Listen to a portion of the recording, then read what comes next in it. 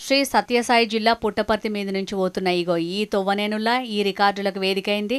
భారత్ మాల పరియోజన కింద national highway authority of India అధికారులు Bengaluru, Kadapa, Vijayawada economic corridor పనులు చేస్తున్నారు.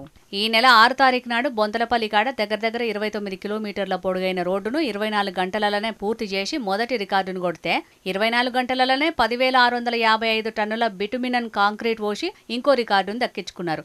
ఇక అట్లనే అప్పటి సంది ఈ నెల 11వ తారీఖు దాకా 57,500 టన్నుల బిటుమినస్ కాంక్రీట్ ను పోసి మూడో రికార్డును, ఇక మొత్తం 156 కిలోమీటర్ల రోడ్డు పోసి 4వ రికార్డును దక్కించుకున్నారు.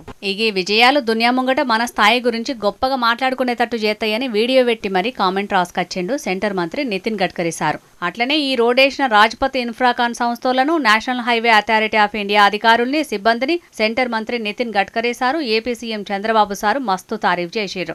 అమెరికా మస్తు డెవలప్ అయింది కాబట్టి అక్కడ రోడ్లు మంచిగుంటాయని కొందరు అంటారు గానీ సెంటర్ మంత్రి నితిన్ గడ్కరీ సార్ మాత్రం అమెరికా దేశం డెవలప్ అయింది కాబట్టే రోడ్లు మంచిగుండు కాదు, రోడ్లు మంచిగున్నాయి కాబట్టే ఆ దేశం అంత తొందరగా డెవలప్ అయిందని అంటాడు. ఏ దేశమైనా ముంగటికి పోవాలంటే ఆ దేశంలో రోడ్లు ఎంత మంచిగున్నాయన్న దాని మీదనే ఆధారపడి ఉంటదని అంటాడు.